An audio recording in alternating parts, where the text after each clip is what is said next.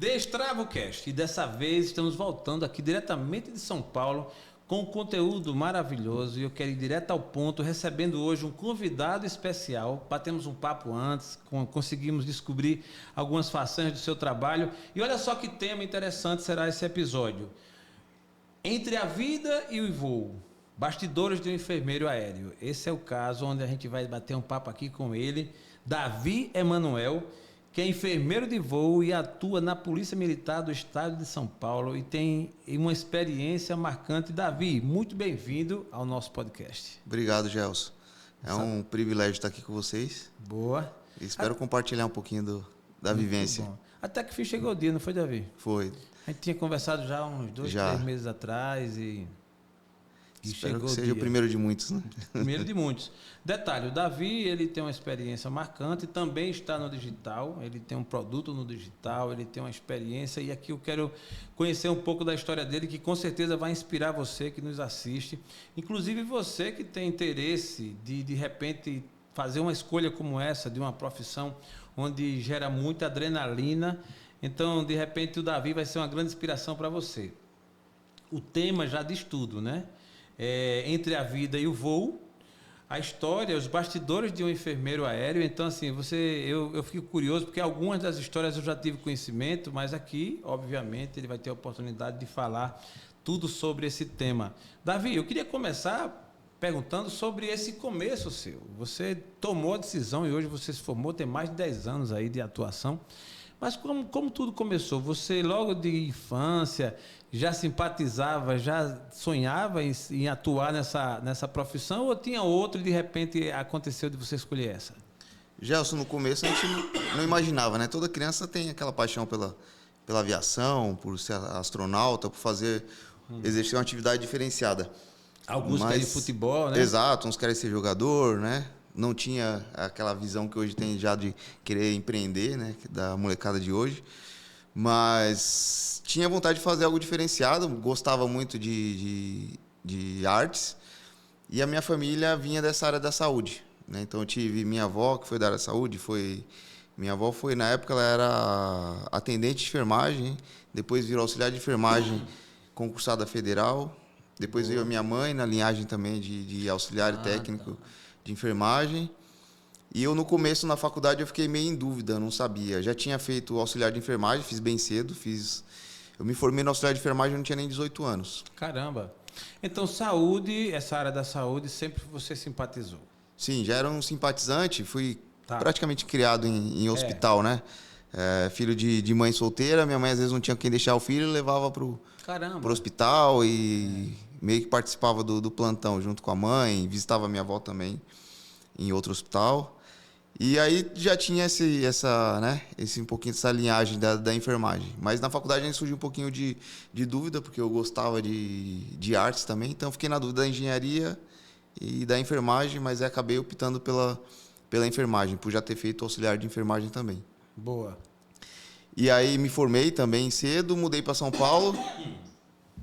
E aí tive a dificuldade que todo recém-formado tem do primeiro emprego.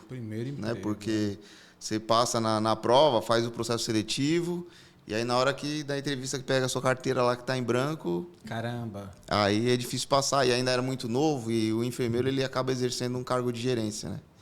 Tá. E aí comecei na luta fazendo voluntário, aí começou meio que dar aquele desesperinho de estar com dificuldade de arrumar emprego. Eu falei, vou prestar o primeiro concurso que aparecer. E aí descobri que tinha aberto concurso da Polícia Militar.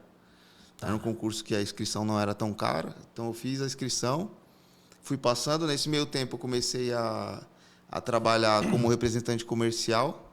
Boa. Fiz o voluntário no Hospital de Taipas para aprender, para pegar a mão. Falei, se eu não tenho experiência, em algum lugar eu vou fazer experiência. E comecei a fazer como voluntário, lá no Centro Cirúrgico de Taipas. E aí também foi um setor que eu gostei muito de trabalhar, Centro Cirúrgico. E aí, nesse meio tempo, trabalhando de representante comercial, na área comercial hospitalar, numa empresa grande, numa indústria, eu fui passando o processo. Aí fui chegando a cartinha embaixo da porta lá, você passou na prova, vamos fazer o teste físico. Eu falei, agora, será que estou bem no físico? Aí fui fazer o físico, passei. Agora o psicotécnico. Fui fazendo quando eu vi, e aí eu tive que optar entre a representação comercial e a polícia. E a polícia. Como a gente sempre já fica com aquele receio de novamente ficar desempregado, você opta sempre pelo pouco mais seguro, né? Então eu fui pro concurso, que era a polícia militar, Sim. e aí lá dentro eu descobri que a polícia é muito grande, ela tem diversos ramos de atuação, então você pode trabalhar o que você quiser dentro da polícia. Você gosta de aviação, tem aviação. Você gosta de cavalo, tem cavalo. Se gosta de cachorro, tem cachorro. Se quer trabalhar com informática, tem. Até construção, tudo. Tudo que você quiser imaginar, você pode atuar dentro da polícia. A Polícia de São Paulo é muito grande. Nessa ocasião, você já pensava em fazer essa área de voo? Eu sabia que tinha o águia, mas para mim ainda era um sonho muito distante, né? Mas eu já comecei a correr atrás. Boa. Então, assim, o que eu pensei? Eu falei, se eu quero ser aquilo, eu tenho que descobrir o que precisa fazer para ser aquilo, né? Boa. Então eu visitava a unidade lá, batia na porta lá.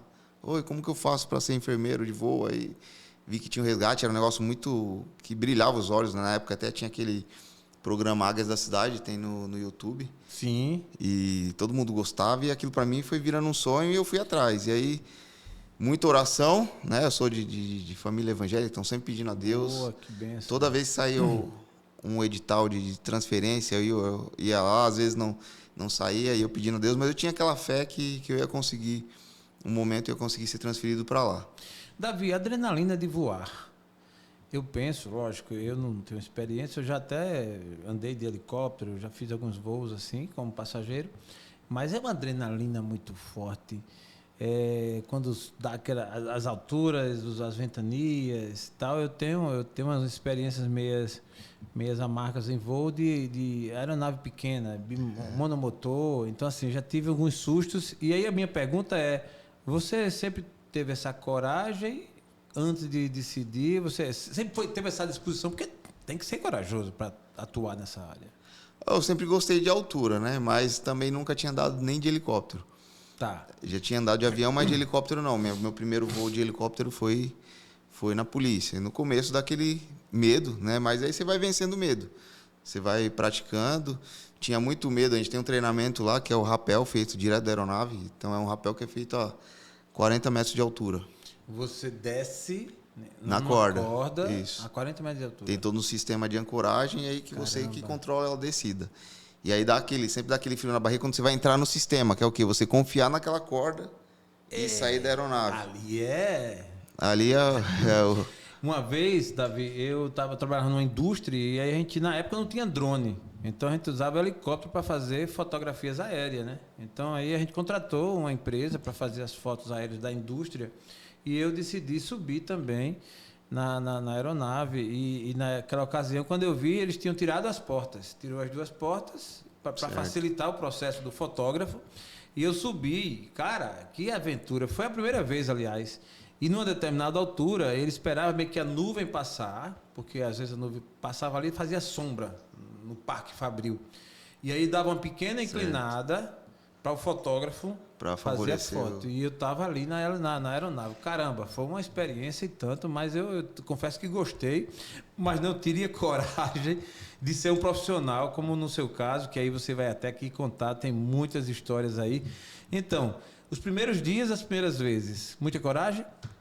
Bastante. A gente começa, a formação do enfermeiro lá é um pouquinho longa, né? Demora em torno aí de 1 ano para formar o enfermeiro. Tá. E aí você começa fazendo toda a parte... É como se fosse um hospital, mas a rotina, né? Você tem lá que fazer toda a rotina hospitalar de controle de medicação, controle de temperatura, triagem, evolução de enfermagem, tem do APH também. Mas você faz primeiro a parte solo, triagem de ocorrência, que é um ponto um pouco crítico. Como que funciona, só para você entender. Então, teve um acidente com o motoqueiro, a pessoa ligou o número de emergência. Tá. Isso é até bacana o pessoal de casa saber, né? A gente às vezes pensa que não. Por favor. Mas fui dar um treinamento numa escola esses dias e por incrível que pareça, os professores não sabiam os números de emergência. Olha só. Então, são os números essenciais. Todos têm que saber. 193, 192, 190. 190, eu acho que quase todo mundo sabe, né? Que é da polícia. em si, isso. Né? A Polícia de São Paulo tem um centro de operações que integra junto com o bombeiro, que é o Cobom, e também com o SAMU. Então, lembrou o 90, já tá ótimo. E é a viatura que está passando na porta aí, né? Mas não posso esquecer esses números de emergência. Tá. Então, a pessoa acionou o número, teve uma queda de moto, vai cair na central, essa central vai fazer uma triagem. vai colher informações como que tá aí o motoqueiro, tá machucado, não tá? Vai enviar uma equipe de suporte básico de vida, que seria o bombeiro, que vai dar aquela primeira avaliação, o bombeiro vai ver e falar, olha, tá grave, eu preciso de um médico e um enfermeiro aqui. Tá gravíssimo, eu preciso de um médico ou até do Águia, tem uma amputação, sangrou muito, etc.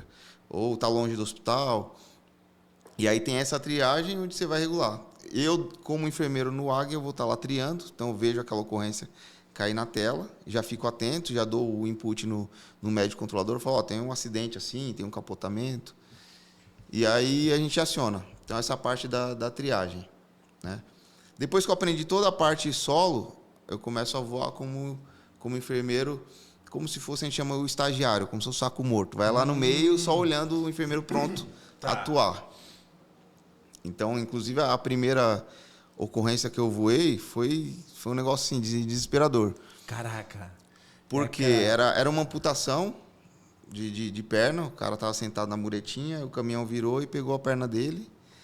Amputou mesmo? Amputou. Chegou lá, estava separado, a perna ali e o cara... Caraca, velho. E na hora de pousar, que é um momento crítico também nosso, eu falei, não vai caber ali o helicóptero. E o enfermeiro e o médico posicionaram certinho, a aeronave desceu, pousamos numa garagem, bem restrita, desembarcamos e chegou lá. Na hora que eu olhei, só tinha aquela experiência do intra-hospitalar, não tinha a experiência do pré-hospitalar. Quando eu olhei, eu falei, e agora, o que eu faço? Uma perna ali e eu pego o que primeiro, né? Eu pego a perna... E aí o enfermeiro lá, muito prático já, ele pegou um pedaço de madeira, quebrou, fez um torniquete improvisado. Naquela época não tinha esses torniquetes novos agora. O cara estava desmaiado ou não? Não, estava acordado. Acordado. Putz, cara, não queria estar na pele desse cara. E aí meio que dá aquele gelo, né? Quando você não sabe o que fazer, deu aquele gelo, mas ele já, monitora aqui pra mim, daí eu fui. E aí ele fez o torniquete na perna, embalamos o membro, tudo, embarcamos, levamos, assim... No final da ocorrência, o que vinha no meu pensamento? Não é pra mim, eu nunca vou conseguir fazer tudo isso. É muita coisa, não vou conseguir lembrar de fazer tudo isso. E realmente, assim, no começo você se assusta com... É algo totalmente diferente do ambiente hospitalar. Tanto é que eu digo que quem toca uma emergência, um APH na rua, não tem nada dentro do hospital que assuste. Caramba. Mas só o que vai te dando isso é a prática. É fazendo todo dia, aprendendo. Eu digo que, além de tudo, o Águia foi uma escola para mim. Então, tudo que eu desenvolvi de urgência e emergência foi dentro do Águia. E não tem caso igual lá, sempre tem algo diferente, algo clínico, tem TCE grave, trauma crânioencefálico, tem amputação, ferimento por arma de fogo. O que mais acontece? Quais as maiores ocorrências? Olha, em São Paulo é muito variado. Claro que cada serviço, dependendo do estado, tem é um pouquinho que o sistema, a epidemiologia local é um pouquinho diferente. Em São Paulo é muito variado, então aqui você pega... Tem briga de trânsito, então tem ferimento por arma de fogo, tem ferimento por arma branca. Caramba! Tem atropelamento, tem... Briga de trânsito acontece? Acontece. E com arma de fogo? Não digo briga, mas assim também é um pouco menor a briga, mas tem. Tem, mas eu digo assim que o trânsito é violento, né, em São Paulo. É um trânsito rápido e violento. É muito carro, então muita gente estressada. Então, muita gente sem respeitar as leis de trânsito. Então, tem muito acidente, muito atropelamento. O motoqueiro aqui é demais. Tem muito acidente com motocicleta, tem muito assalto, roubo à mão armada, então Caramba. A gente acaba pegando uma variedade de trauma muito grande. Então eu digo que assim, que no Brasil, trauma ninguém atende igual a gente, com esse número de traumas diários, né? Tem outros estados que atuam bem também, como o Paraná, mas tem muito acidente de trânsito, eles fazem também muito transporte interhospitalar, mas o trauma mesmo aqui em São Paulo é... Davi, você falou em estresse, e aí eu vou fazer uma pergunta bem pessoal. Você me parece ser um cara muito calmo. Desde quando a gente se conheceu, a gente se aproxima de você, a gente sente uma certa paz, assim, uma certa calma. Você é isso mesmo? Ou na hora do dia a dia, na pressão, você é um cara estressado também? Você se estressa fácil? Me fala um pouquinho sobre a tua... Não, eu sou calmo. Eu sou calmo. Eu tenho um perfil muito tranquilo, né? Aquele perfil que mais guarda do que... Boa. Mas eu sou calmo e a gente, né? Eu sei que você também é... A gente que é religioso, a gente acaba tentando praticar mais. Não somos perfeitos, né? Tem os momentos de... Lógico, né? Mas a gente tenta praticar um pouco mais a empatia, o amor, né? Eu tento me exercitar isso. Eu sei que não é sempre. Sim. O trânsito mesmo em São Paulo às vezes estressa muito. Você quer xingar, você quer... Mas você tem que respirar, olhar pro lado, ali é um irmãozinho ali, é um filho de Deus igual a gente. Entrega ele a Tá Deus. na correria também igual a gente. Na sequência dessa pergunta, o que é que te tira do sério, então? Eu sou um pouquinho de injustiça. A injustiça me tira do sério. Tem um pouquinho aquele lado de ser meio sensível à injustiça. Entendi. Então, quando eu vejo uma situação, eu meio que me sinto incomodado com injustiça, seja em qualquer ambiente. Ô, Davi, você falando nisso, e obviamente que não será o tema daqui, porque o tema aqui é outro, mas você falando nisso, e eu também comungo desse mesmo sentimento. O Brasil hoje, a gente vive isso, né? Essa sensação de injustiça é uma coisa impressionante. Repito, sem querer mergulhar, mas quando você vê tanta gente sendo solta com crimes comprovados, e mais que comprovado, em liberdade, e vê outras que sem crime comprovado nenhum, e muitas das vezes o crime seria uma coisa tão sendo presa. É uma sensação que o brasileiro, eu acho que se não, pelo menos mais da metade, sente hoje, deve ser muito grande, não é não? A política no Brasil é algo bizarro, né? E tem essa divisão hoje em dia de tudo extremo, extremo direita, extremo esquerda, extremo tudo, e a gente esquece que do outro lado a gente tem muita gente esquecida no Brasil, né? Eu ultimamente fiz o rally, participei da equipe médica do Rally dos Sertões, e aí você corta todo aquele Nordeste lá, e ali você vê como tem gente esquecida pelos políticos, né? Um local que não tem chuva, não chove, o pessoal sobrevive numa cisterna com água dali, tem que fazer o café, e você passa lá, o pessoal te trata muito bem, serve um café para vocês, não tem nada, mas dão tudo que tem pra gente. E esse povo tá esquecido, né? E a política não...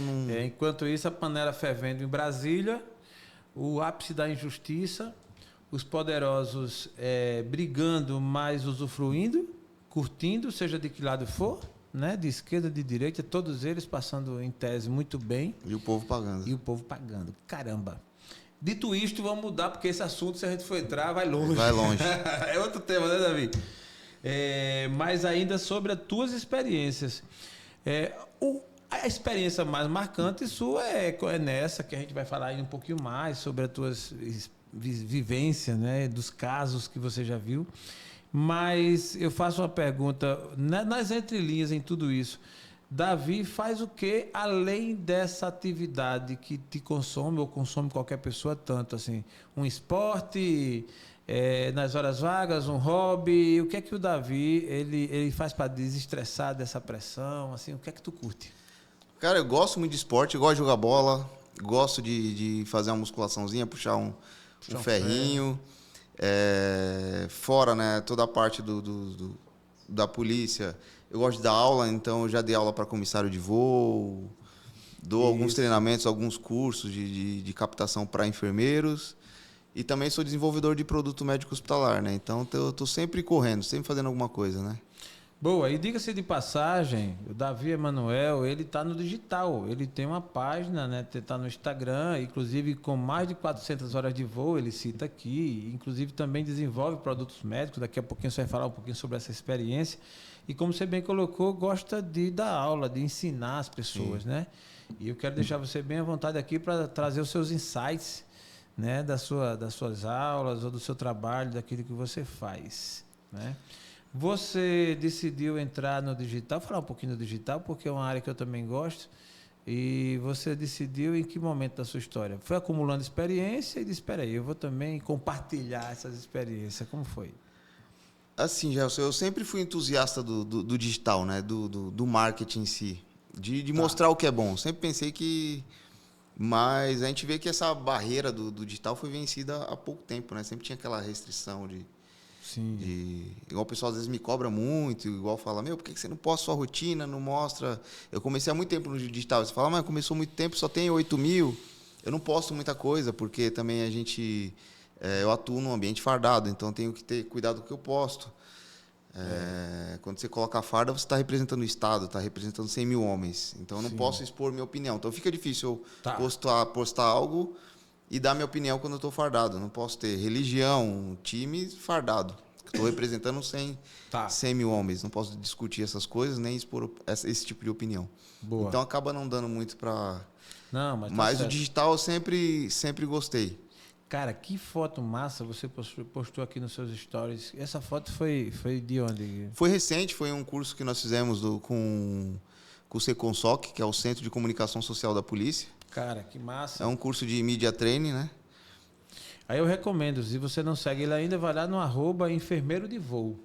E aí você vai encontrar aqui todo um storytelling aqui, as sequências.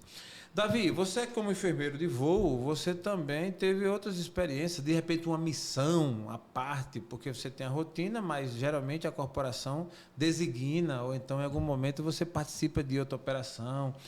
Teve alguma destas que você fugiu da rotina, teve que fazer por um período, que te chamou a atenção? Qual delas? Eu já participei praticamente, eu digo que eu participei de duas, na minha cabeça eu participei de 2 guerras, né? A gente entra na polícia, a gente acha que nunca vai participar de uma guerra, mas a guerra não é só aquela que a gente imagina nos filmes, né? De tiro, canhão, mas eu participei do Covid, que foi uma fase muito triste pra gente, né? Então eu fui designado para trabalhar no hospital e já trabalhava também em outro hospital, montei uma UTI Covid no Hospital do Mandaqui. Caraca, auxiliei lá como enfermeiro líder lá. Eram 20 leitos, mais o Hospital da Polícia, então atuei bastante no Covid. Para mim, foi uma cena de guerra, onde você via muita gente partir do nada, não tinha mais nem espaço dentro dos necrotérios, né? Caramba. Era realmente algo muito triste. Você vê familiar partindo, você vê amigos partindo. E a segunda que eu participei, que eu digo que foi a Segunda Guerra, foi o Rio Grande do Sul. Participamos também do São Sebastião, a tragédia lá, mas acho que o Rio Grande do Sul impactou bastante. Ah, você estava também naquele trabalho ali de ajuda. Sim. E o Rio Grande do Sul foi uma coisa... A fase que eu fui já não tinha mais tanto resgate, né? Eu fui mais para fazer a parte da profilaxia, do cuidado com os policiais que estavam lá. Mas eu rodei bastante lá também com as equipes e assim era algo de desesperador. As casas com água no teto. Tinha relatos do bombeiro que a vizinha ligava e falava: olha, aqui do lado tem um senhor que é acamado e ninguém chegou aqui. Ou seja, você sabia que provavelmente o senhor estava lá dentro ainda, embaixo d'água. Então é um cenário devastador de guerra mesmo. De guerra mesmo, né? Você vê em filme ali, foi bem triste. Acho que foi a segunda guerra que eu participei atuando na polícia. Eu volto ainda a uma pergunta parecida com a que eu já fiz.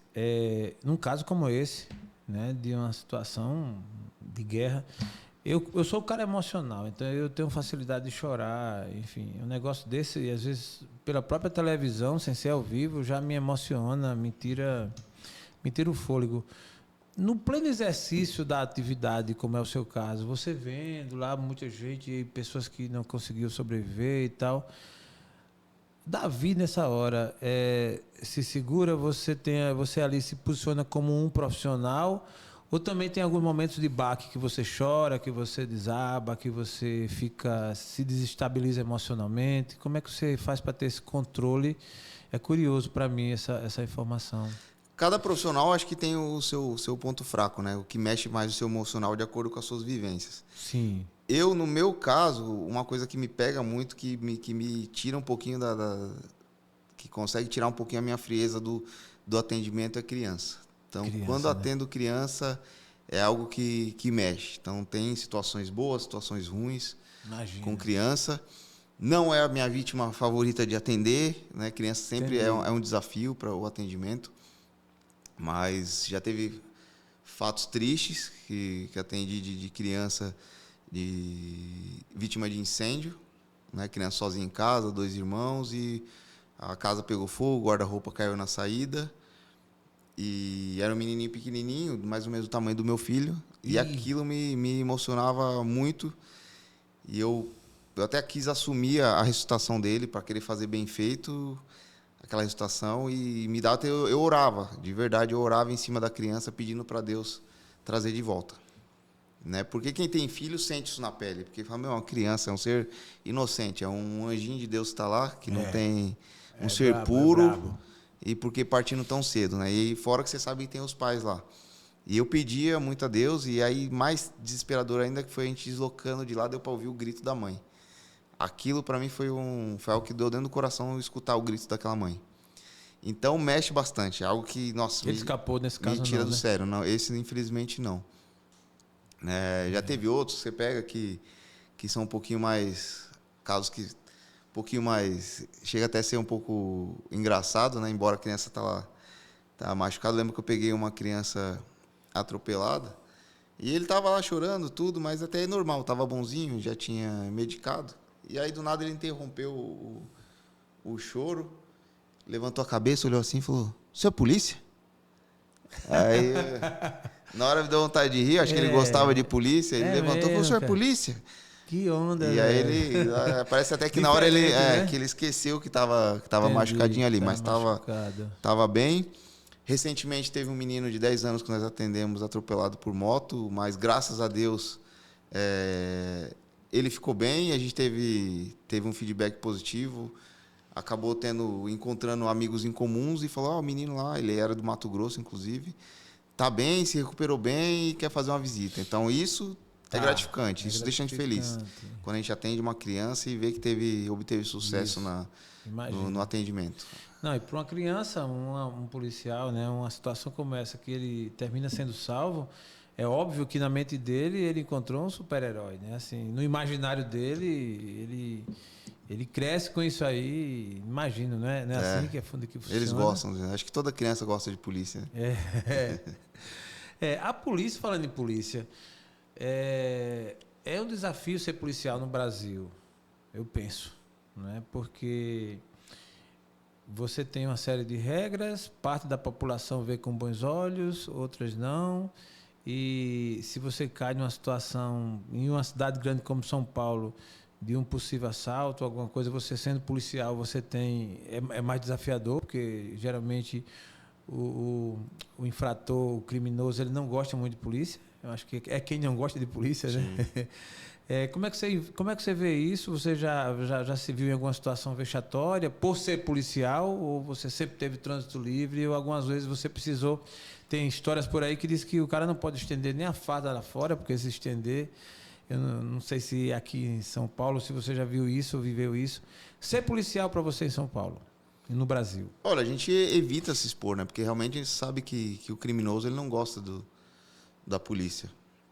O cidadão de bem a gente sabe que gosta. Com certeza. Né? Mas eu, durante a minha atividade, eu sempre procurei estabelecer um vínculo com a comunidade.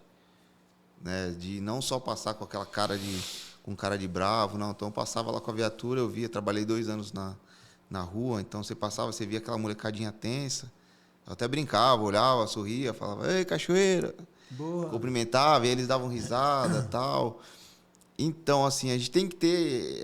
o policial em si tem que exercitar essa capacidade de se colocar no lugar do outro, né?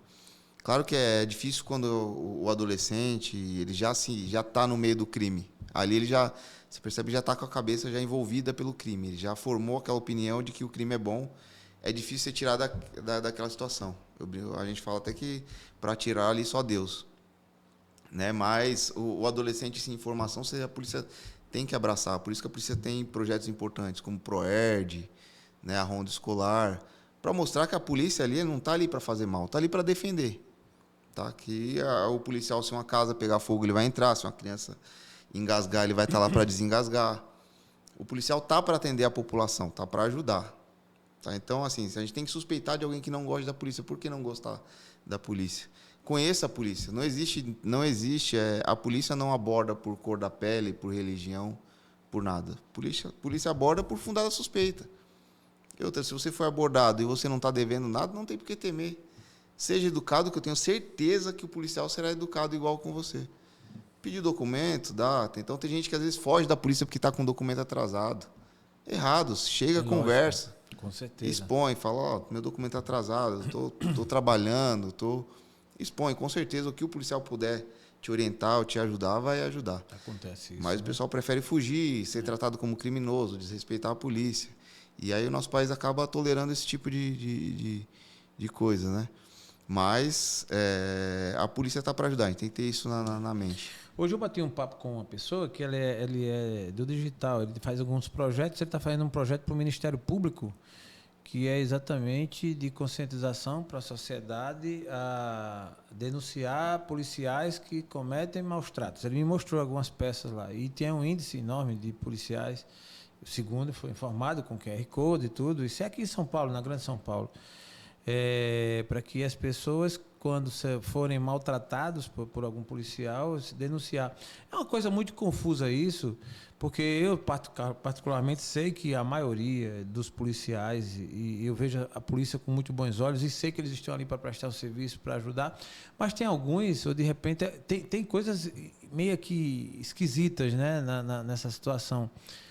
Você já se deparou com alguma situação assim, difícil, onde a polícia, você teve que se defender, ou de repente mal entendido, porque é como você disse, se a pessoa está errado e foge, ou de repente não quer aceitar a corretiva, e aí vai e joga essa culpa para a polícia, e termina que tendo uma coisa que tem que ser analisada. Da sua visão, é fato de que a população e a polícia precisa se entender melhor? Já, Elson, a polícia, que eu te falei, está ali para defender. Né? Ela atua dentro de padrões, uso progressivo da força. Ninguém vai sair, ninguém vai tomar um tapa de um policial se não for dentro do uso progressivo da força, se ele não desrespeitou aquele policial, algo do tipo. Claro que, assim, tem exceções que saem da regra, assim como toda profissão. Né? Até porque o policial, ele é alguém da sociedade que prestou concurso humano. E está fardado. Então, você vê, na televisão, outro dia estava passando professoras agredindo criança numa creche, inadmissível. Você pega, tem médicos que saem também da conduta. Tem pastores, então, assim, tem padres, exato. Tem toda, entendi. Sempre vai ter. O que a gente não pode é generalizar. Achar que a polícia em si é assim. Então, assim, se está na dúvida, conhece a polícia, a estrutura da polícia. Boa. Então, a gente tem treinamento para quê? Para salvar vidas, para proteger o seu patrimônio. Boa. Né? O patrimônio, como a gente fala, não é só... Se alguém levar o seu celular, não está levando o seu celular, está levando o tempo que você estava com a sua família, que você trabalhou. É verdade. Você podia estar com a sua família, não, você estava trabalhando para comprar seu bem, seu carro, seu celular. Boa. Então, o policial está para proteger isso.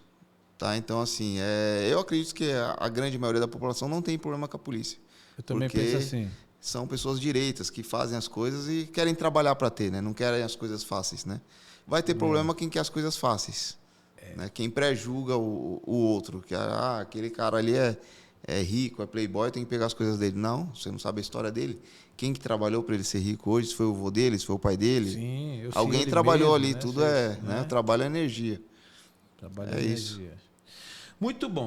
Eu queria ouvir de você, de repente, eu sei que você tem aí uma coleção de experiências, várias, mas se você fosse eleger, Davi, a mais marcante, você até falou da pandemia, você falou também do Rio Grande do Sul, mas um caso específico que marcou a tua trajetória nesses mais de 10 anos aí, que você poderia dividir com a gente, assim, de repente ser algo inusitado.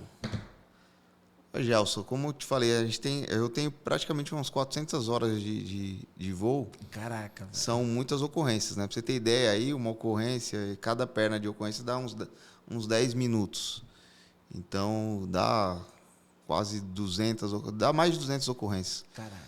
É muita coisa. Tem algumas que marcam a gente. Né? Eu tenho uma que eu conto, que o pessoal até fala, já aconteceu algum quase acidente e tal. E eu lembro que uma vez eu atuando na região de Campinas, a gente foi atender um acidente de trânsito com vítima, e uma moça bateu o carro rodou e bateu de frente no caminhão. A moça estava grave, estava com um escalpelamento aqui, estava com exposição dos ossos do crânio. E aí, cheguei lá, tinha um SAMU prestando apoio também, então a vítima foi entubada, isso era 18 de outubro. Caramba. E 2018, acho. 18 de outubro de 2018. E aí estabilizamos aquela vítima, tudo, e decolamos pro hospital. A gente estava indo pro regional de Sumaré. E aí, na região rural ali de Sumaré, a aeronave acendeu a luz de pane. Caramba! Aí... Então, só para vocês entenderem, né? No painel tem algumas luzes lá. Tem as luzes amarelas e as luzes vermelhas. Né? A luz amarela quer dizer o quê? Você tem uma pane, pousa assim que possível. A luz vermelha quer dizer o quê? Você tem uma pane, pousa agora, senão vocês vão cair. Basicamente é isso. E acendeu uma luz vermelha. Ih, rapaz. Aí começou uma fumaceira dentro da aeronave. E aí os pilotos, graças a Deus, são muito experientes. Uma aeronave dessa geralmente cabe quantas pessoas? São 2 pilotos? 2 pilotos e mais... A gente vai em 3 com 4... 6, em média, né? Se contar com o estagiário. Então, atrás vai o médico, o enfermeiro, o estagiário e a vítima, quando a aeronave está completa. E na frente vai os 2 pilotos. Caramba. O piloto principal e o copiloto. É uma aeronave... Nesse dia não estava com o estagiário. Então, estava o médico, eu, de enfermeiro, a vítima e os 2 pilotos. E acendeu a luz vermelha e já rolou meio aquele estresse, né? Acendeu o PGTM, que é a luz de pressão do óleo. Uma fumaceira, eu falei, nossa, vai dar um acidente. Meu irmão, eu já meio que abracei as pernas para tentar uma posição ali de emergência e só fiquei aguardando o impacto. E olhando para fora, eu vi que a aeronave foi para tentar um pouso corrido, passou a primeira cerca e eu vi que tinha mais cerca. Eu falei, acho que vai entrar na outra cerca, né? E aí só fiquei esperando o impacto. Nessa hora, o lapso de memória. Você pediu perdão pelos pecados, fez o medo de morrer veio. Como é assim? Isso dá um... É bacana você tocar nesse assunto. Eu tava pensando nisso outro dia, né? Esses últimos segundos, quando a gente acha que vai morrer. Passa um filme na nossa mente, né? Passa. Eu lembro que a primeira coisa que você começa a pensar é filho, esposa, amigos, o que vão pensar, o que vão dizer. Tu tem quantos filhos? Eu tenho um. O Luca, tem 8 anos. Luca? É. Ah, que maravilha. Luca Emanuel. O nome do meu neto é Luca. É Luca? Luca bacana. também, L-U-C-A. É minha esposa, Paola. E aí passa um flash, né? É até interessante, você tem até aqueles momentos de adrenalina, que eu acredito que se for muito forte a adrenalina, você vai apagar ali, você vai desmaiar, que eu acho que você desmaia antes. Não cheguei a desmaiar, mas deu um pico alto de adrenalina e passa esses flashes, né? Caramba, e outro dia eu tava fazendo... Lembrou do Luca? Eu tava fazendo essa reflexão, né? Desses flashes que passa... Porque a gente tá sempre perto da pessoa ali quando tá ou para morrer, ou para, né? Durante o atendimento, né?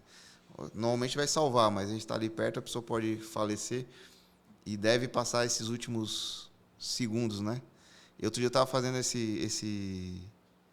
analogia, esse pensamento, né?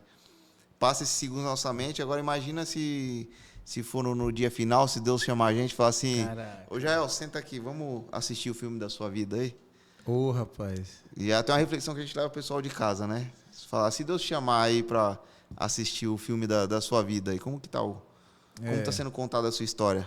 Boa. Tá sendo um filme de drama, um filme bom, um filme ruim? E nessa hora? E aí eu abracei os joelhos esperei o impacto, mas os pilotos são bons, os caras treinam muito. E aí ele fez um pouso corrido no meio do mato lá, perto das vacas. Caraca, e aí, a paciente estava... Ela estava estabilizada, né? A gente normalmente... O que é que você chama de estabilizada? Ela estava adormecida? Ela está totalmente monitorada, está entubada, tá. Já está sedada, então ela está com toda a monitorização, está no ventilador mecânico, estava respirando pelo ventilador, monitorizada, tudo bonitinho. E aí ficou só aquela minha preocupação de retirar ela, porque parecia que a aeronave ia pegar fogo, porque tinha muita fumaça. Rompeu uma mangueira do óleo, o óleo carbonizou, rompeu a mangueira. Ô, meu irmão, aí é adrenalina, viu? E aí pedimos apoio, tanto é que tinha tanta fumaça que tinha um aviãozinho passando no aeroporto perto, que o piloto viu a gente indo para o pouso forçado e ele foi até lá de carro. Depois ele apareceu lá de carro. E aí nós pedimos um apoio de outra aeronave, veio uma outra aeronave de outra base nossa. Fizemos o transbordo, passamos a vítima, socorremos ela para o hospital regional de Sumaré. Subiu na outra aeronave. De novo, subiu na outra. O cara tem que ser testado mesmo, corajoso. Porque se você fosse medroso, dizia, meu amigo, vai outro que eu não vou não. Não vou mais não, né? Já fui salvo. E aí... Chegou a pensar não, né? Não, vida que segue, né? Vida que segue. Tá vivo, vamos embora, continuar a missão. A missão tem que ser concluída. Davi, você falou uma palavra chave. É uma missão esse trabalho, né? É uma missão. É uma missão.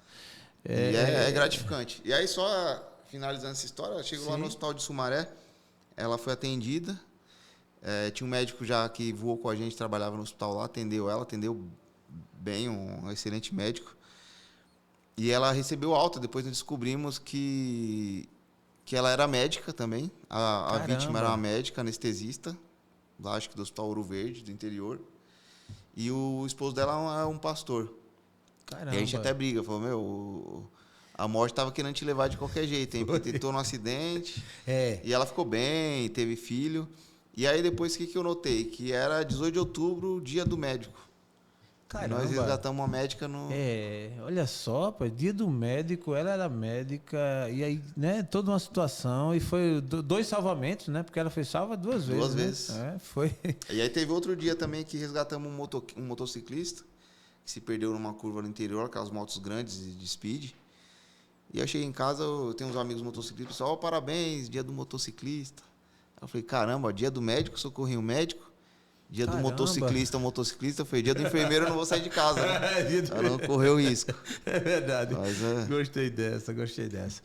Davi, é muita adrenalina, né? Bastante.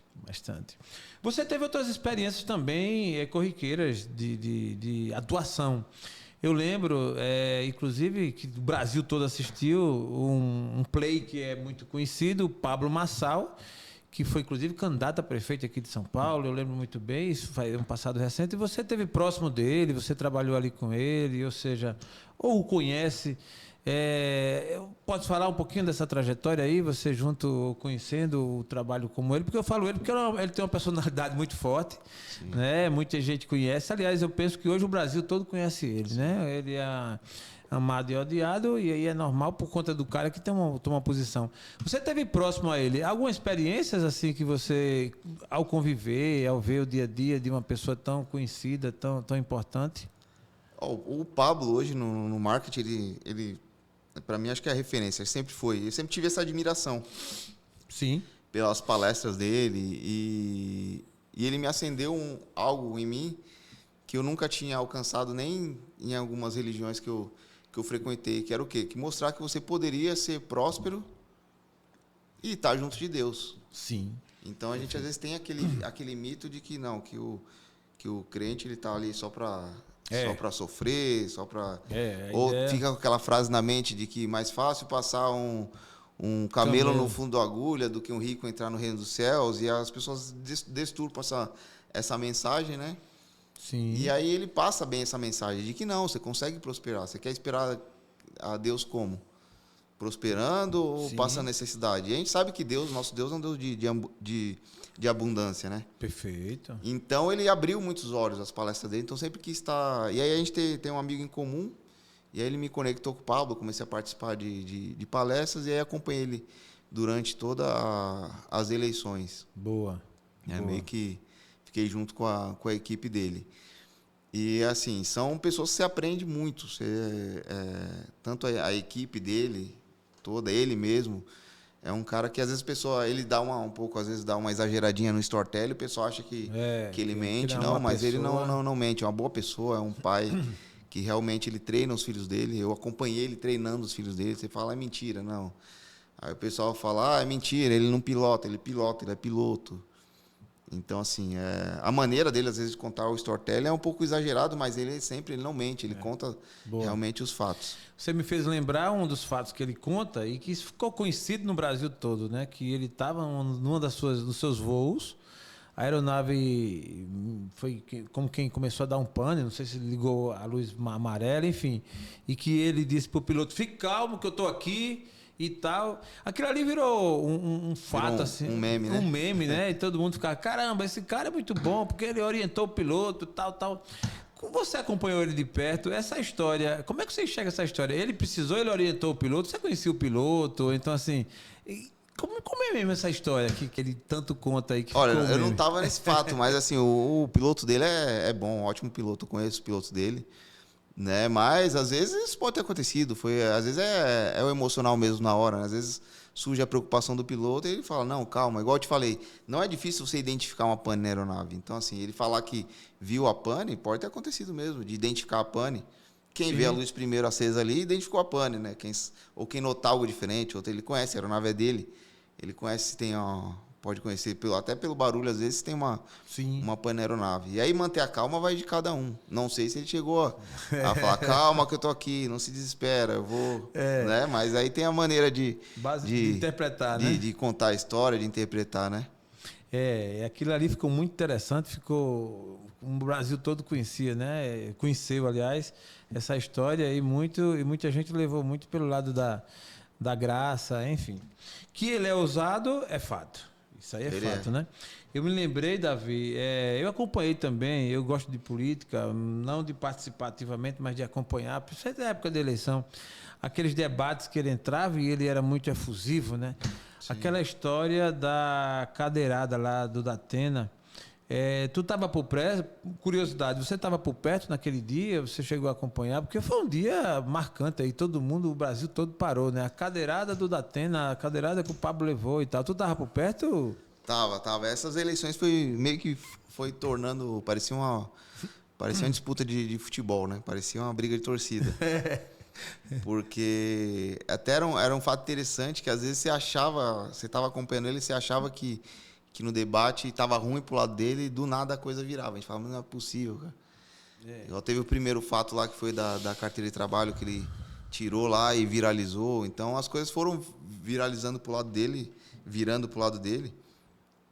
E no da cadeira a gente estava do lado de fora, porque conforme foi tendo essas confusões nos debates, eles foram limitando. Então, eles só deixavam ficar uma pessoa junto lá, um assessor, às vezes um segurança. Ele já estava com segurança lá dentro e nós ficamos do lado de fora acompanhando o debate. E aí, a gente até pediu um lanche, estava comendo um iFood lá de fora e acompanhando pelo celular. E aí, quando a gente acompanhou ali a cadeirada, falou, nossa, ele tomou uma cadeirada. Aí que saímos correndo. Aí entramos na emissora, ele já estava saindo com o advogado e tinha uma ambulância lá disponível. E aí embarcamos na ambulância. O pessoal acha que, não, foi frescura. Não, ele realmente fraturou a costela. Né? Tem o laudo lá. Eu estava junto, inclusive fiquei com ele de acompanhante no Sírio. Acompanhei ele na tomografia, tudo. E realmente trincou o sexto arco costal dele. Por isso que ele estava com muita dor. Né? E embarcou também um filmmaker dentro da ambulância, que filmou lá dentro. E o pessoal fala, a ambulância estava de porta aberta. Não estava. Foi a maneira que foi filmado. Caramba. Mas foi real. Aquilo real. Foi tudo real. Deve ter sido adrenalina pra caramba, não foi não? Foi. Nem lembro quantos minutos nós fizemos da emissora até o Sírio-Libanês, mas foi rápido. Eu lembro que o Brasil parou assim, eu pelo menos gostava de assistir. Estava assistindo, fiz o M também na época. Eu achei, foi uma pena ele não ter sido eleito, mas aí, paciência, coisas do destino. Sim. Não é? Eu acho que a gente precisa, né, precisava e precisa de nomes novos. Eu defendo muito que a política seja renovada, que apareçam nomes novos. Não é possível que a gente vai ficar nessa mesmice, sempre esses mesmos nomes. Um entra, outro sai, um sai preso, outro vai ser preso, e vai para lá e vem para cá. Fica um negócio tão clichê que parece que a gente não tá vivendo, a vida meio que tá parada, atolada no Até asfalto. desanima, né? Até desanima a gente acompanhar, né? Parece que o sistema ninguém vence. Né? Parece que tá tudo maculado para ser da mesma maneira. Da mesma maneira. E, cara, aqui para nós, eu vejo que, não sei não se vai ter saída, não. É muito difícil. Eu acho que nessa geração, talvez aí o Luca, os filhos do Luca lá, ele veja alguma mudança. Porque pra gente, você vê que é meio que jogo de cartas marcadas. É o tempo todo. Mas, Davi, ainda sobre a tua trajetória. Se você fosse aqui falar, cara, geralmente eu pergunto, meu convidado, assim, aí eu vou falar do geral, não é só do seu ofício. Um momento sombra da tua vida, um momento difícil que você olhou assim para os quatro cantos, caramba, velho, que dia difícil, como eu vou pular essa fogueira, né? Algum ocorrido que te marcou e que te deixou assim meio para baixo, ou então vendo sem saída, obviamente, se houve, né? Eu queria ouvir, se caso teve, você falar pra gente aí, esse dia, o pior dia da tua vida. Cara, eu não lembro assim um momento. Eu lembro que para mim a pandemia foi algo que realmente foi algo a ser vencido, porque aquilo mexeu além de eu ter pego o Covid também, né? Você pegou? Também peguei. Não fiquei tão ruim, mas deu uma baixada na saturação. Fiquei alguns dias em casa, mas aquilo meio que começou a causar uma depressãozinha, né?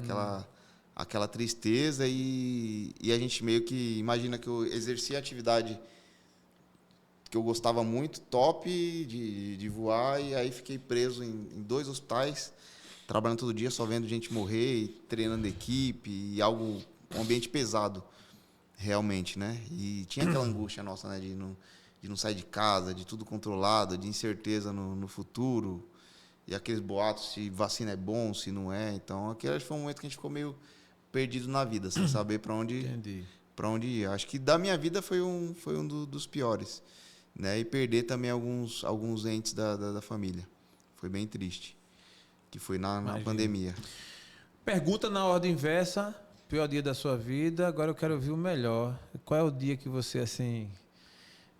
seus olhos mais brilharam e você disse, caramba, esse foi o dia assim, que marcou a minha história até hoje e que me fez muito feliz? Eu acho que se perguntar para qualquer um que é pai, eu acho que o melhor dia da vida do pai é quando nasce o filho, né? Né? Eu acho que isso acho que é o ápice, é o melhor do presente o melhor presente de Deus é um filho. Que ele vem você acha que você vai estar ali mas o filho vem para salvar a sua vida, né? Para te dar o caminho, acho que muda o homem, né? Muda o homem. É porque a partir desse dia você sabe que não é para você as coisas, mas somente para você, né? Você não vive só para si, você tem uma vida que depende de você e que você que depende inclusive do amor. E ali você passa a ser referência de alguém, né? Tem alguém que você é referência. Você pensa que referência que eu vou ser pro meu filho. Boa. Quando ele tiver grande, que história que ele vai contar de mim? Que pai que eu fui? É verdade. E aí isso te cobra mais, de ser mais uma pessoa mais correta ainda, ser uma pessoa de compaixão. Então eu procuro me policiar muito quando eu estou perto dele. Né? E eu vejo que ele adquire essas características. Boa. De coisa simples, de segurar o elevador para a senhorinha, de ajudar. E eu percebo até meio que essa educação refletindo já nele. Muito e aí esses frutos você vai colhendo, vai sendo gratificante. Qual a idade do Luca? Tem 8. 8 anos. Ei, rapaz, um garotinho. Um beijo pra ele lá. Ele vai depois assistir o pai aqui falando, né? Vai ficar pra eternidade. Davi, de tudo que você fez, o que é que falta você fazer na sua vida que você gostaria de já ter feito? Olha que pergunta. Eu gosto de empreender, né? Então, acho que eu estou agora num ramo que eu gosto bastante, que estou começando a desenvolver alguns produtos médico-hospitalar. Opa, eu quero conhecer. Então, acho que quando você adquire uma certa carga de conhecimento e já consegue replicar isso ou evoluir isso para algo bom para a sociedade, acho que isso é bacana. Fala um pouco mais sobre isso. Você trouxe aqui algum material? Eu queria que você falasse. O que é que você está desenvolvendo, então? Assim? O que é que você já tem feito até agora? Eu desenvolvi, né? Eu tô com 2 patentes no mercado. Uma está em processo ainda de evolução, mas eu desenvolvi um curativo para TCE, para trauma crânioencefálico. Caramba! Eu tenho uma parceria onde a Polarfix ela me patrocina, né? Tem um patrocínio, então ela elabora alguns produtos comigo. É uma indústria grande, tá? De material médico hospitalar. Então tem tudo, atadura, gaze. Os caras têm muito material de qualidade na área de curativo hospitalar. Eles patrocinam. E aí nós desenvolvemos juntos o CapSave, que é esse curativo aqui. É um curativo para TCE. Depois, se alguém tiver interesse, tem lá no meu Instagram. Né? Para que serve? Eu notei durante meus atendimentos que o curativo de cabeça ele dá muito trabalho, ele sangra muito. Então tem muito risco biológico, então você fica passando aquela faixa na cabeça, você balança muito a cervical. E aí eu desenvolvi esse capuz, que é forrado, ele é impermeável, absorvente. Então em menos de 10 segundos você consegue aplicar ele na cabeça, ele ajuda a fixar o tubo. Então ele serve tanto para o pré-hospitalar como para o pós-operatório de neuro. Então ele tem o forro como se fosse de algodão mesmo, que vai absorver ali. Então ele vai reduzir o risco biológico, ele evita que a viatura suje. Então normalmente você pega trauma crânioencefálico, acidente onde tem sangramento na cabeça, sangra tudo, suja a viatura, suja a maca, suja onde o médico está ali. E com esse aqui, se for aplicado na cena, você tem 0 sangue ali no. Caramba, massa. Teu público-alvo então para esse produto é? É o atendimento para hospitalar em si, SAMUs, né, bombeiros. Boa. Já está em teste em alguns lugares. Já tem SAMU testando e o pessoal tem gostado bastante. Muito bom. Você no digital também repassa conhecimento, você tem um curso. Me fala um pouquinho sobre o que você entrega no digital. Eu já dei bastante aula de suporte básico de vida. Eu sei que o nome já diz, né? Suporte básico. Embora seja algo básico, mas a gente vê muito déficit do básico nos atendimentos, né? Sim. Então, às vezes você vê que o pessoal não sabe fazer o básico. Você vai dar o treinamento na escola, o pessoal não sabe atender uma criança engasgada. Então, eu procuro levar um pouco disso, né? Esses treinamentos. Dou treinamento também para enfermeiros, intraóssea, dou alguns cursos de aperfeiçoamento. Boa. Inclusive, logo eu quero vou lançar uma mentoria para enfermeiros, né, para mostrar para eles que não tem só um ambiente hospitalar para trabalhar. Então, você quer ser enfermeiro, trabalhar na aviação, você consegue. Você quer trabalhar no digital, Cara, que bom. você consegue. Tem uma área muito ampla, né?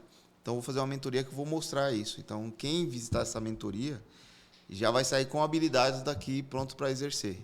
Boa. Porque a gente sabe que tem muita dificuldade do primeiro emprego, ou mesmo de ser inserido, né? Que a área da enfermagem está um pouquinho saturada para o intra-hospitalar. Então, eu quero abrir a visão do enfermeiro para que enxergue essas outras áreas de atuação. Muito bom. Davi, como é que você se enxerga daqui a 3, 4 anos? Como é que você se vê, como você estará daqui nesse espaço? Eu acho que eu não fico fazendo muita projeção a longo prazo, né? Claro que a gente quer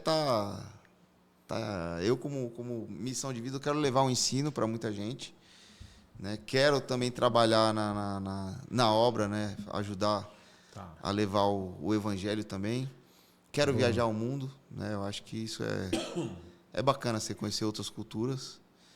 Então, eu quero acelerar esse processo, para logo estar conseguindo levar conhecimento, levar para mais lugares, para mais pessoas. Acho que isso é bacana.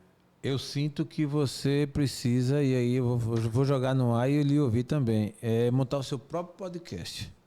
Para você ter a oportunidade de trazer seus convidados, divulgar seu trabalho, trazer gente gente boa que você conhece, deve conhecer muitas. Sim. Esses cases aí e tudo mais. Que tal? Você tem plano de montar um podcast? Olha, eu já estou estruturando na minha mente, já tem algumas coisas. Boa. E vai bem de encontro com o que você estava falando. Boa. Então, eu quero levar esse conhecimento, porque a formação está muito precária, principalmente na nossa área, que é o pré-atendimento ali, o pré-hospitalar. A formação a gente vê que muita gente que não sabe fazer o básico. E no podcast também eu quero levar conhecimento, quero fazer discussão de casos, trazer pessoas, como você falou, da minha área, profissionais que se destacam, que realmente trabalham bem, e aí compartilhar isso com estudantes, com profissionais da área. Muito bom. Então você está convidado, aqui essa casa é sua, é onde você vai poder montar, você vai ser convidado mais vezes e montar o seu próprio podcast. Seria que nome? Qual é o nome que você daria ou dará esse podcast? Ou é segredo? Não, posso lançar aqui para vocês. Boa, pô, em primeira mão. Como será? Via Aérea. Via Aérea Podcast. Socorro que vem do céu. Que benção, cara. Inclusive com esse subslogan aí, né? Via Aérea Podcast, o socorro que vem do céu. Tem um duplo sentido, né? Da via aérea nossa, da respiração, e da via aérea da aviação. Boa. E o socorro que vem do céu também é duplo sentido. Com certeza. Excelente, parabéns. Eu quero estar presente aí para lhe apoiar, para lhe dar a mão também, porque podcast é um produto que a gente tem e que a gente gosta. Eu faço isso. Para você ter ideia, você hoje aqui está gravando o episódio de número 354. Esse não me escapa a memória. Imagina, então assim, já passaram por aqui mais de 350 pessoas. Já gravei com vários médicos, enfermeiros, advogados, empresários, vários cases, várias situações. Tem temas dos mais diversos. E dei preferência a você hoje aqui porque percebi, e desde quando a gente se conheceu, a sua vivência e essa forma também que você conduz. Eu hoje estou preferindo muito pessoas assim que transmitam essa calma, porque o mundo está tão perturbado, né? A gente vive dias tão difíceis. As pessoas agitadas, as pessoas sem conseguir ter paz e intolerantes, enfim. Quando a gente encontra alguém que faz o bem e que trabalha fazendo, que tem uma missão de vida e que transmite isso, isso me deixa muito feliz e eu geralmente priorizo e é o que eu quero deixar aqui. Mas antes da gente terminar, eu quero ainda deixar com você a palavra para você fazer aí as suas considerações, de repente citar alguma coisa que a gente pode ter esquecido aqui, aí você fica à vontade e fazer as suas considerações e agradecer também a sua audiência, né? Você é uma pessoa que está no digital, que tem um trabalho atestado, que tem um público seleto, já voltado aí, que te conhece, que conhece o seu trabalho. Então, com você, Davi, a palavra é para você fazer aí essas considerações finais, agradecer e falar com o seu público. Não, Joel, eu só agradeço o convite. É um prazer estar com você aqui. Eu falo que eu não faço pano preto, então o pessoal que me conhece, se tiver alguma pergunta para falar, como que eu faço para trabalhar no Águia, como que eu faço para ser enfermeiro de voo, coisa do tipo, pode me perguntar no inbox que eu respondo todo mundo. Tá? Eu não fico escondendo, não tenho ego, não tenho ciúme da profissão. Tá? E quero deixar um recado para vocês que querem atuar numa atividade diferenciada na área da enfermagem. Sempre é possível, tá? Preciso se capacitar, ir atrás, igual eu fiz. Se eu quero ser enfermeiro de voo, eu tenho que descobrir o que enfermeiro de voo faz. Eu tenho que participar das atividades, estar no meio, né? Procurar o grupo certo. Isso para diversas atividades, né? Lembrar que não tem só o intra-hospitalar, né? O enfermeiro pode trabalhar em diversos ramos, né? Pode trabalhar no digital, posso trabalhar como representante comercial. Boa. Tá, isso aí o que precisar de ajuda, conte comigo, vai lá no enfermeiro de voo, pergunta que vai ser um prazer ajudar. Davi, se você tivesse a oportunidade de dizer uma frase para esses quase 8 bilhões de pessoas que existem no mundo, imagina essa sua frase sendo colocada no WhatsApp que todo mundo acessasse, ou então no outdoor que todo mundo que passasse visse. Que frase você deixaria, que mensagem, olhando para aquela câmera, você deixaria para esses quase 8 bilhões de pessoas? Cara, tem uma frase que eu guardo de pequeno que eu aprendi na igreja e que meio que é uma frase meio de conduta minha que eu guardo. É uma frase que diz o seguinte: o temor a Deus é o princípio de toda sabedoria. Então, com isso, eu acho que você consegue dar um pouquinho de direção na sua vida. Tudo que você vai fazer, você pensar no temor a Deus, pensar o que Deus está pensando de mim, eu fazendo isso aqui. É bom, é ruim, ele vai gostar, não vai? Eu acho que você consegue tomar as atitudes corretas e os rumos certos na vida. Muito bom. O temor ao Senhor é o princípio da sabedoria. Isso é uma passagem riquíssima, muito bom, gostei. E, Davi, eu quero te agradecer pela sua presença, pela simpatia, pela sua entrega, de você ter vindo até aqui também. E quero te desejar toda a sorte de bênção, que Amém. Realmente você possa continuar firme fazendo esse trabalho aí, que a gente percebe que está dentro do seu coração. Você faz com toda a leveza da alma, isso é muito bom. E venha montar seu podcast. Vamos embora. Via Aérea Podcast. O socorro que vem do céu. Do céu. Muito bom. Então você está convidado para lançar aqui nesse estúdio. Lembrando que estamos aqui com a Destrava Produções, numa instalação, uma estrutura fenomenal da Conecta Expo Center, do meu amigo Dr. Marcos Serra, que logo vai estar aqui também com a gente, gravando seu podcast aqui. E vem aí, além do Via Aérea, vem outros podcasts. E um deles, que é o da casa, é o Conectando Podcast. Nós vamos trazer aqui muitos homens de negócios, muitas pessoas importantes para nessa mesa aqui a gente tracionar conteúdo de valor. E eu quero agradecer mais uma vez ao meu amigo Davi Emanuel, nesse episódio fantástico Entre a Vida e o Voo, Bastidores de um Enfermeiro de Voo. Esse episódio vai com certeza decolar com muitos cortes bons. Quero aproveitar e agradecer a você que nos segue, nos acompanha, e dizer que não esquece, vai lá no nosso canal DestravoCast, aproveita, se inscreve e aciona o sininho para receber as notificações. Toda sexta-feira sairá um episódio de valor para você, ok? Muito obrigado, até a próxima, aprove Deus.